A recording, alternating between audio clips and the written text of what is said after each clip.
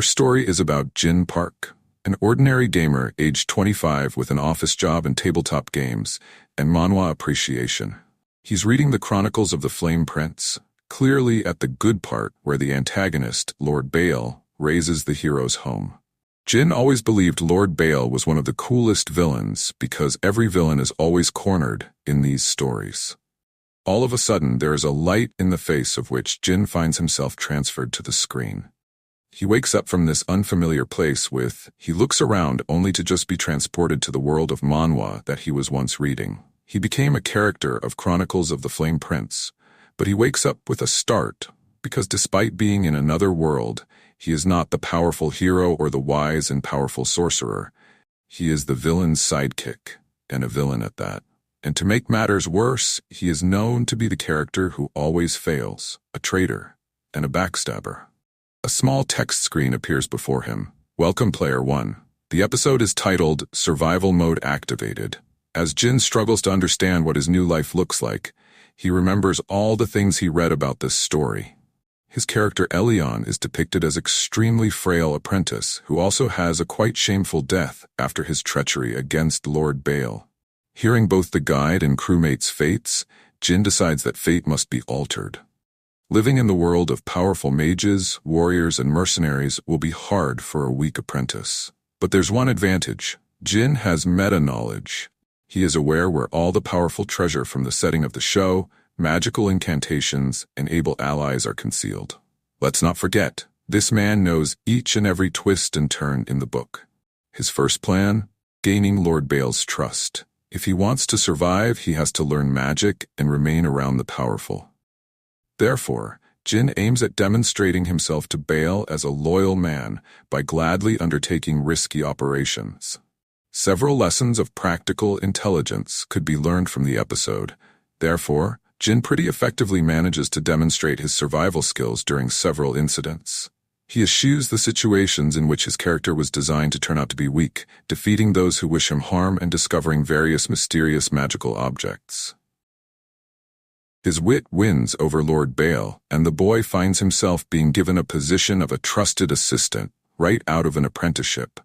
Having known Bale as the main antagonist, Jin is shocked by his plans being somewhat clever. He wants the world to be peaceful under the reign of a powerful authority.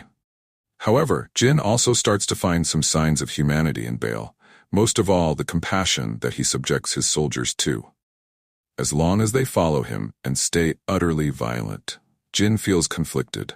He also understands that in the original Korean manhwa, the hero faces and fights Bale. What should he do? Attempt to stop it, or merely wait for Bale to lose? After Book 1, Jin one day discovers a sealed portion of text in the library listing Lord Bale's impending demise and the destruction that follows as tied with the relic called the Heart of Ember. Jin remembers this plot twist. For example, the hero takes the relic and becoming invulnerable, he is capable to defeat Bale in the end. If Jin gets a hold of the Heart of Ember first, maybe he can change the fate of all those in the story. For at the same time Jin sets off in search of the relic, the hero, the prince, Kale reaches the kingdom. Kale is a young, angry man full of justice.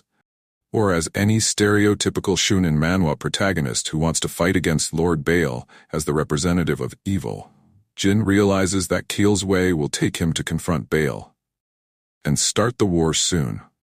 Just to substantiate, Jin constantly tries to avoid bumping into Kale throughout the entire story, despite his familiarity with the story after listening to it numerous times. This cross-path is evidenced when he tries to recover the Heart of Ember from the Ember Stone. Kale is present when he is caught in the act, charged with stealing a relic. Understanding that he cannot beat the hero in a fight, Jin switches tactics and tries to make friends with the hero, pretending to Kale that he wants to change the world as well. Despite her doubts, Kale concedes, but only on a provisional basis, however. For their quest to awaken the Heart of Ember, they experience an unexpected friendship, in turn Jin wondering who is the mole and who is the definitive villain.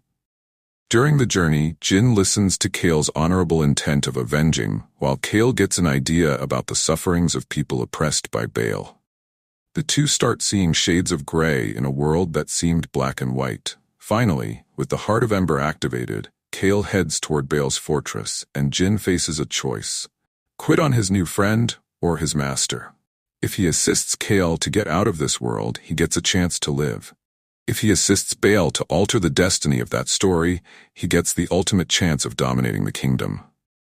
At last, Kale and Bale fight against each other. Jin, who wants to make both the men understand the other side, comes in between. But sensing that Jin joined Kale, Bale betrays Jin as a traitor and activate a devastating spell which will annihilate both of them.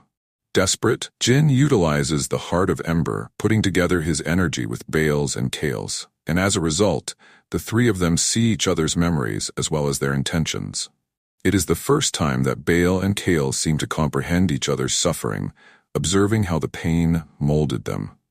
The strong spell makes them suspend hostilities. At the end, Kale concedes to the sparing of Bale's life, if only to allow the kingdom to experience a more civilized form of control, which is the triumph of justice and order. In the meantime, Bale offers Kale the position in his council so that he could help rule with justice. As for Jin, his survival mode completes, and a screen appears. Well done, Camper 1, justice delivered. But Jin still can't bring herself to go in order to bring strangers their coffee and feel like she's done enough. All the same, he has a feeling of belonging to this world. The screen offers him a final choice: stay or return. Jin grinned and makes the decision to remain alive and go back to living the life he wanted. Finally, on the right side, as a confident and valued friend of Bale and Kale, Jin continues to find his place in the world in the new story, written one decision at a time. Please like and subscribe for support.